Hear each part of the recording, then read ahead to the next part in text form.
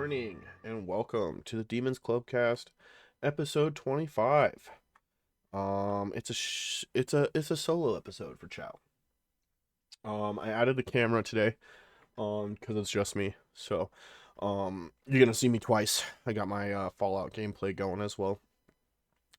Because we're gonna talk a lot about Fallout today. There's been quite a bit of fucking shit going on with Fallout, next gen patch and all that. Um we got a couple articles to go through, whatnot. I guess I'm solo today, even though someone's live right now. A little shit. Um yeah. Okay. Um anyway, so we're gonna pull up this article here. Let's see here. Okay, so my first one, um, obviously Fallout, the TV show on Amazon Prime has come out, and if you haven't watched it, I highly recommend it. We watched the 5th episode last night, and it's pretty fantastic. Um, there is a bit of a spoiler in one of these articles, not too much. I'm not going to talk about the show or anything that happens in the show besides one little thing, because we've gotten some information that's come out about the Fallout TV show. Um, so with the Fallout TV show, coming back, Fallout 4 has had a pretty big surge in sales. Um, the Fallout 4, the RPG released in 2015, has experienced a remarkable resurgence in popularity, with sales in Europe skyrocketing by over 7,500 in just the past week. 7,500%, I should say. This sudden surge in demand can be attributed to several factors, including deep discounts of 75% of the game, the highly anticipated release of the Fallout TV series on Prime Video, and the upcoming next-gen update for Fallout 4, scheduled for April 25th on PS5 and Xbox Series X. Um, the 25th is come and gone. It's been 3 days. The gameplay you're seeing right here is from the next-gen patch. Obviously, my stream is at 1080p, 60 frames, so you can see the frame rate upgrade, but the fidelity is going to be a little bit harder to see. But I will tell you, it is definitely more crisp, and it's been a really good time. Um, Fallout 4 is not the only game, though, that's seen a big increase in sales, and an increase in players. Fallout New Vegas hit its new peak of concurrent players on Steam of 39,454 or 455, my bad. Which is a new record for them, which is awesome for a single player game that's as old as New Vegas. Um and we've seen uh Fallout 76 hit 1 million players. I don't believe that was it was in a single day. 1 million players in a single day. Let's see, across all Fallout titles. Oh, and it was nearly 5 million players across all Fallout titles. So that's Fallout 1, 2, 3, New Vegas, Fallout 4, which is awesome. Fallout Shelter has seen a huge bump in revenue, so there's a lot of people playing the phone game as well, which it is a fun little phone game if you haven't checked it out. Um, Despite the Fallout TV show's popularity announcement of season 2, the makers of Fallout London mod expressed some disappointment over Bethesda's next gen update release date announcement, feeling blindsided by the decision. They wish they would have had a little bit more time. If you're not familiar with the Fallout London mod, definitely check it out. There's a team that's been working on a really huge add-in mod that essentially adds London into Fallout 4. I don't know exactly how big it is. I don't know a whole lot about it, but it's supposed to be pretty awesome. So, um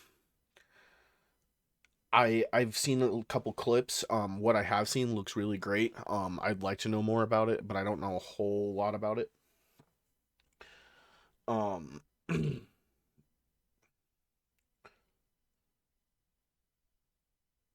let's see. Okay, and then we got a confirmation. For those who have been following the Fallout TV show, we did get a confirmation pretty quickly on that we were gonna get a season 2 from Amazon, which is pretty awesome. Um, that they're going for it, and it has been confirmed. Let's see, there it is. It has been confirmed that it will be taking place in New Vegas.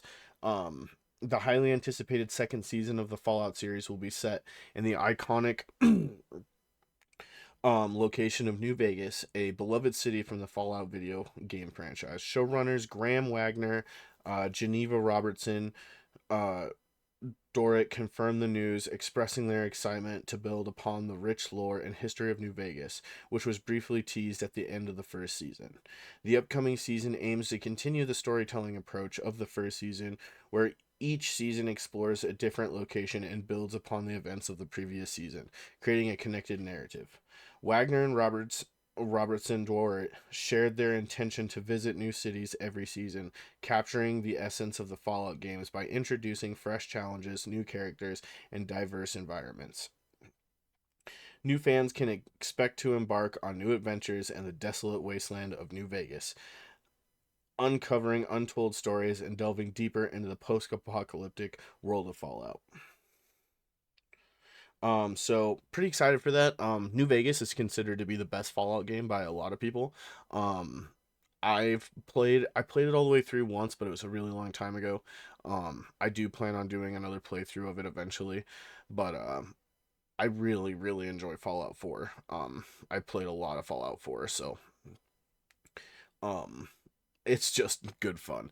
And I'm remembering that this gameplay is actually my modded Fallout character, and I have a unlock frame rate mod on this, and a it's like PC ultra settings and unlocked frame rate. So this is pretty close to what it looks like with the next gen update, but this isn't exactly it. And they haven't added all the extra stuff. They added like a new suit of power armor. They added some new missions that has to do with the Enclave from Fallout 3 for the vets of Fallout in here. If you remember all that good old stuff, you'll definitely there's some stuff there. So definitely check that out. It's been a for me it's been good. But I will tell you that not everybody's having the same experience with Fallout that I am. Um, the highly anticipated next gen update for Fallout 4 released on April 25th, 2024, has been met with widespread criticism due to a plethora of technical issues across various platforms. The Steam version is plagued with unresolved bugs. PlayStation 5 players face difficulties in obtaining the update. Xbox players unable to access the quality mode, which offers 4K resolution on ultra settings. Now, on that last part there, I seen on Twitter, not 100% sure how true it is, but I was seeing that there was a clarification from Bethesda. I think it might have been, I would have to double check, but I do believe it was from Bethesda.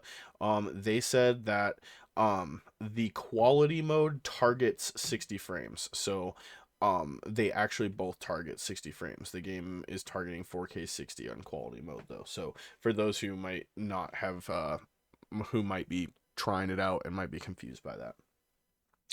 PC players have taken to Steam to express their frustration, highlighting persistent bugs and the ineffectiveness of previously utilized mods in adding these issues. The patch notes were met with disappointment as they failed to address many of the most annoying bugs, such as the VATS crash and perception bug and survival mode. Steam Deck users are unable to launch the game, while those who can access it encounter various problems, including missing graphics settings, defaulting to low settings, and poor frame rates. PlayStation users initially faced an issue where they were required to purchase the next gen update despite previously owning the game through PlayStation Plus, although Bethesda later clarified that the update should be free for PlayStation Plus Extra members. Players who have managed to access the game on Fallout 5 have reported missing textures, character models without faces, and missing textures for makeshift weapons. These issues have dampened the excitement surrounding the Fallout resurgence, which is fueled by success of the critically acclaimed TV show. I can tell you that hasn't been my issue so far with it. I haven't played it on stream, but everything's been running fine. And this is on completely vanilla unmodded. I did some glitches, but I've not modded on that playthrough specifically because I'm achievement hunting. So it hasn't. I haven't seen any big differences. It plays really fine to me. I haven't had any issues. So um, so yeah, we're with the Fallout coming back, it's definitely got me in the mood to sit and play it a whole bunch. Um, I've been having a wonderful time with it. I highly recommend it to anybody who is thinking about getting back into it. Or if you're, a fan of Bethesda games in general, they all play pretty similar to me. So, and I am always a sucker for a Bethesda game. So, um, it's one of those things. Yeah, I think I've come to the conclusion that for a lot of people, you either love it or hate it. I played a lot of Starfield live on my channel, and I still dabble in it from time to time, and I still have Skyrim downloaded. So it's just Bethesda games are one of those things that I really really enjoy, more probably than the average person. Of course, I'm really easily entertained. Um, but I there's quite a few games I've really enjoyed. That it seems that some people just don't, and I mean that's fine. That's just the way the cookie crumbles sometimes. Nothing you can do about that. Um,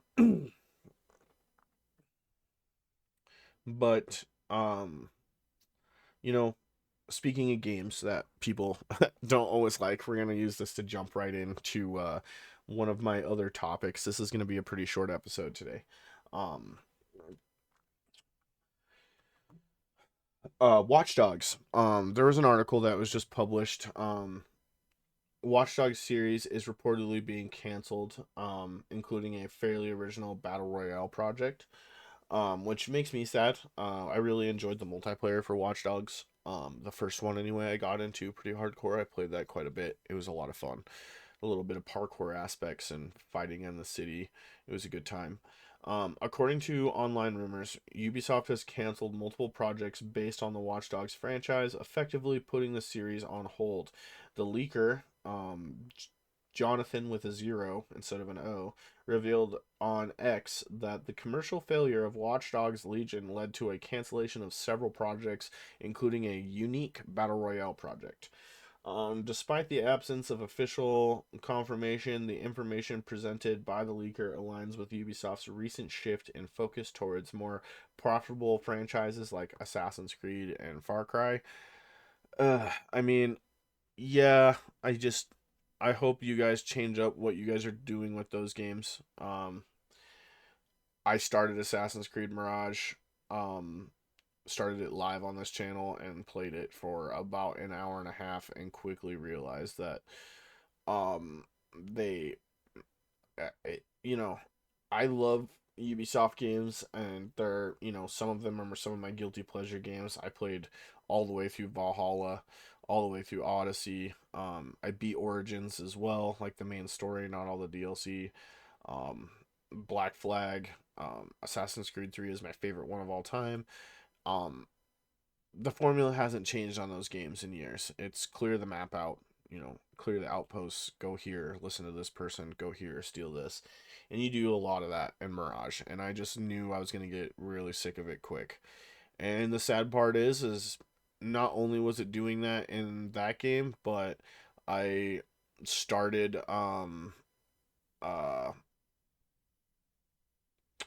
Avatar Frontiers of Pandora, and the game is incredibly beautiful. There's so much going on there. Um, it's super vibrant.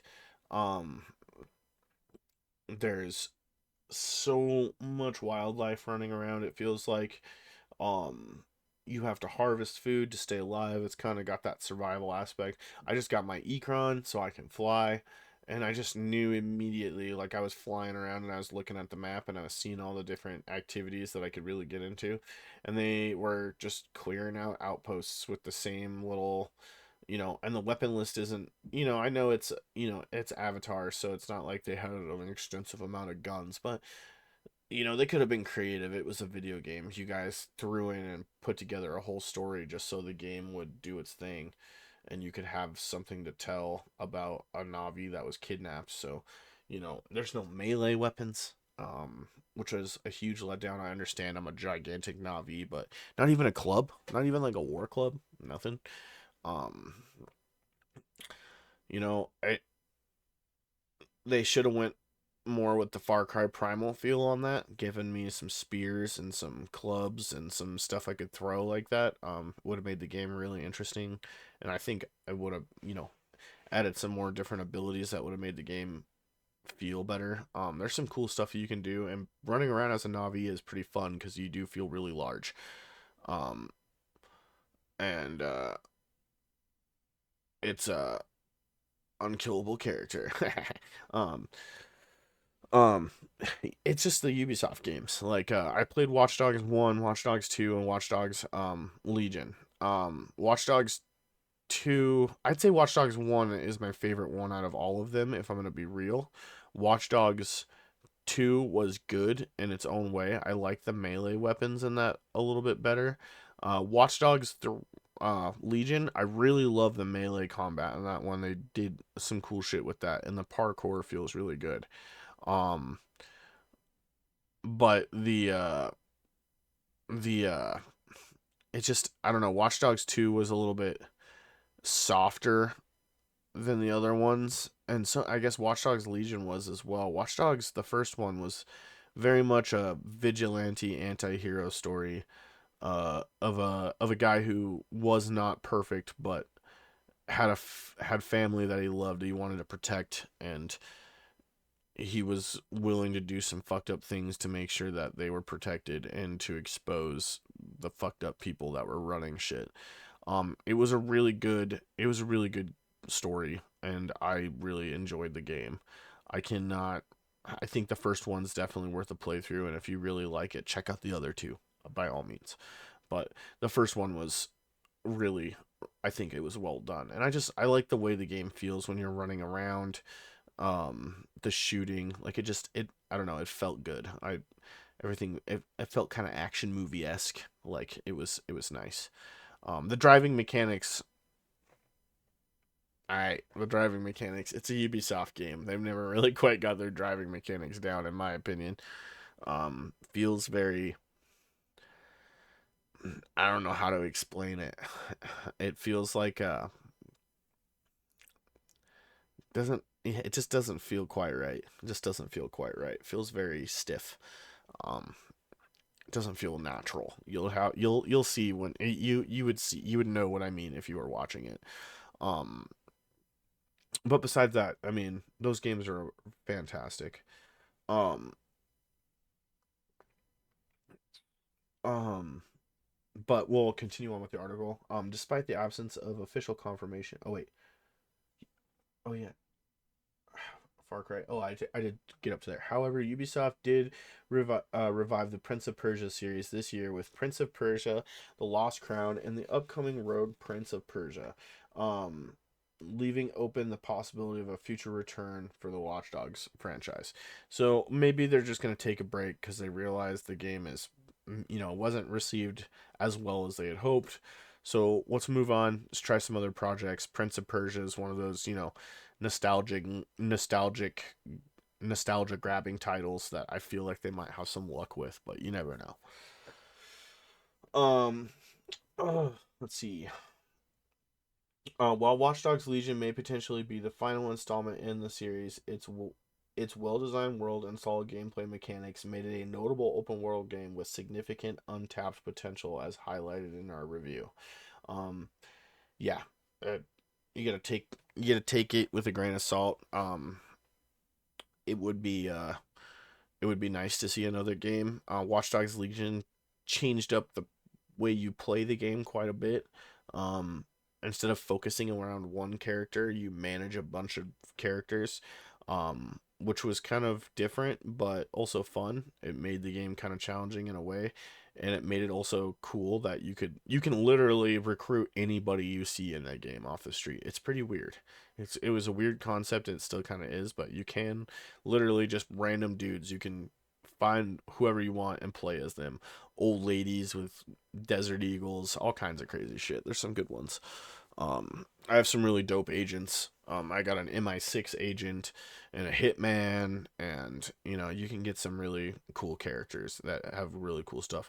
One of my personal favorites that I used all the time was a construction worker. He had a nail gun for a silent weapon. Yeah, a fucking nail gun. It was sick. So, it was a good time. And the last thing I want to talk about, like I said, this is gonna be a super shorty today. The last thing I want to talk about is this quick article. Microsoft and Meta are collaborating on a limited edition Xbox-inspired Meta Quest VR headset.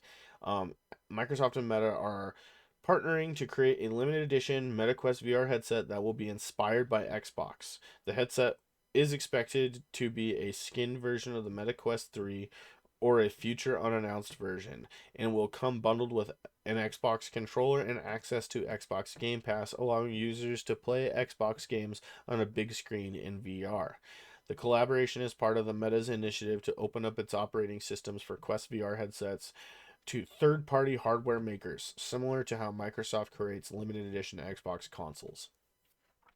Microsoft has had a mixed history with VR headsets for Xbox, with previous attempts like the Kinetic glasses and VR support for Xbox One X failing to materialize. However, the company has since pivoted towards a closer partnership with Meta, resulting in the integration of Microsoft Office apps and Xbox Cloud gaming on Quest VR headsets. So if you have a Quest VR and you have an Xbox controller, you can play Xbox games on like a huge screen in VR if you're into that type of stuff, which I think is pretty cool. They got some cool stuff going on, so we'll have to just see what happens with that. I hope one day it would be cool if Xbox did something like that, and gave us a Xbox VR headset. PlayStation has PSVR. I think it could be very interesting if we had a Xbox VR. I think it could be very interesting. But also, I get worried if you look at the sales of the PSVR 2. Of course, $600. It's an add-on that's more expensive than the console itself at its highest price point. Um, it didn't sell very well as compared to the rest of the like consoles did.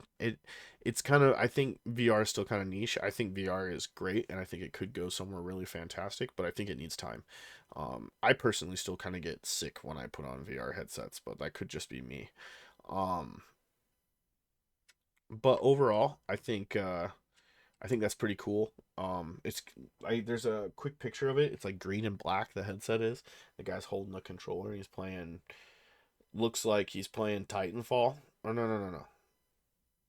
It might be. It kind of looks like Titanfall, but it also could be a different game. Looks like the first Titanfall kind of. Um um he's playing some games on a big screen with the VR headset in the picture, which I think is cool. Um with that kind of technology, with something like that, you could play the games anywhere without a TV screen. So that's really awesome for people who are traveling maybe or whatever, and you're just trying to play some like single player games. I don't know what the latency would be like. I'm sure it's not super great, and the connection and everything's not super great. So I don't know about playing anything online, but playing a story mode like Titanfall 1 story would be, probably just fine. Um but yeah, like I said, this was gonna be UncleChowdr's super short episode because I'm by myself today. Hope everybody has a wonderful, wonderful rest of your day. This will be uploaded to the YouTube, and might not be the last time you see me on camera. Okay. Hope you have a wonderful morning. Peace.